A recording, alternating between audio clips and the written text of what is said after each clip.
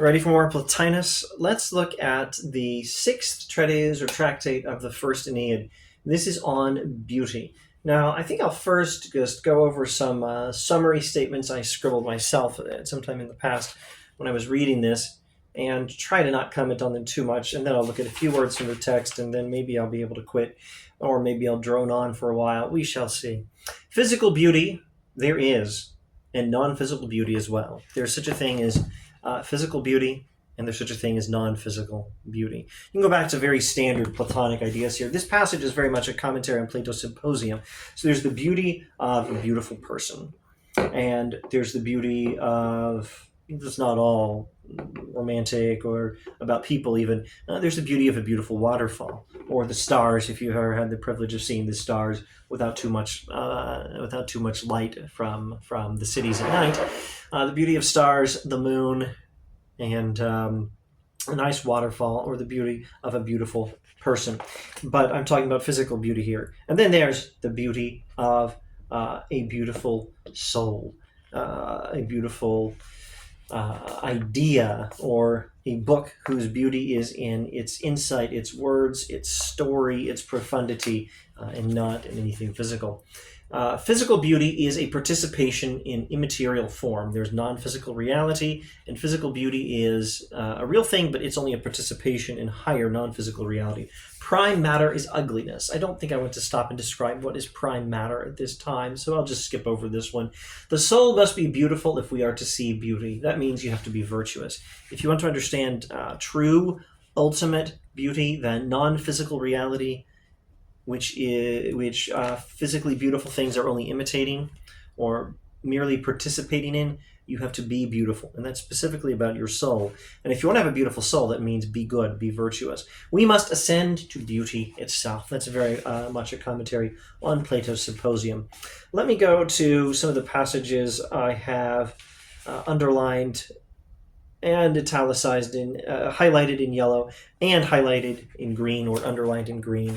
When I put more emphasis on them, I'm more interested in talking about them. Therefore, we must ascend again towards the good, the desired of every soul. That's the ultimate reality.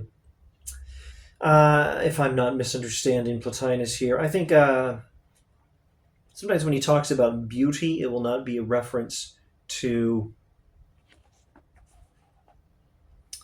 the highest reality, but sometimes it seems that it is. So now I really do have to stop and just very briefly go back and watch earlier videos in this series if you need more information than I can give now. But very briefly, Plotinian metaphysics, there is the ultimate reality, the one. Then there's divine mind, or the intellect, or nous, Greek N-O-U-S. And then there's universal soul.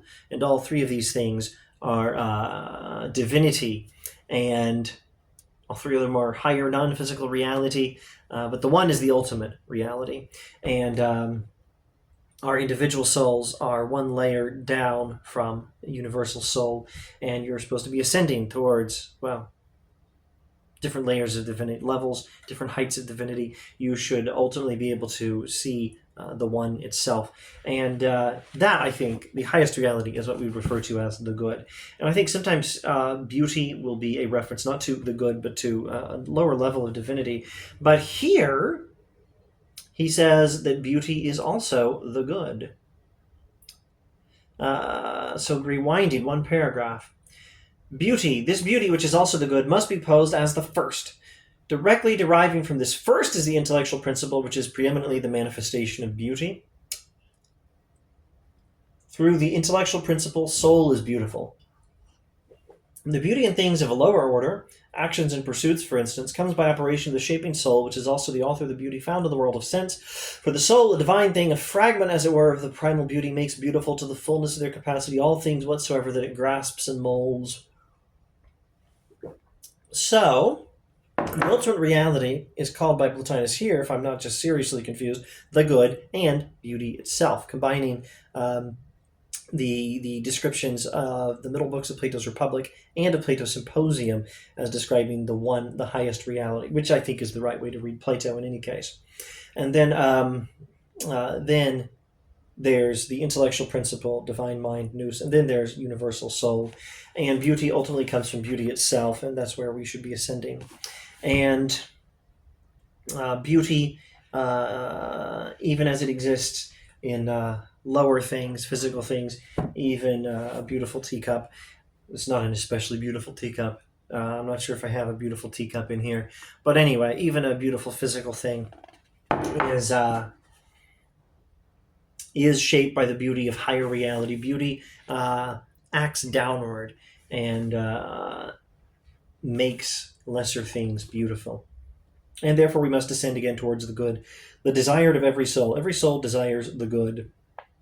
If we knew what we desired, we would understand that what we're really desiring is the goodness of the good of the one itself.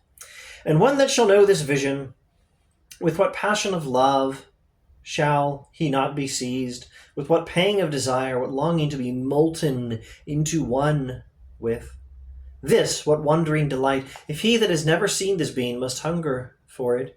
As for all his welfare, he that has known must love and reverence it as the very beauty. He will be flooded with awe and gladness, stricken by the salutary terror. He loves with a veritable love, with sharp desire. All other loves than this he must despise and disdain. All that once seemed fair, we must ascend to the knowledge of beauty itself. And if we could, any lesser goodness would no longer hold our attentions. And I think I'll stop there, and maybe in the next video we'll go on with what he says about how we shall ascend towards this beauty. Hopefully. Thanks for watching.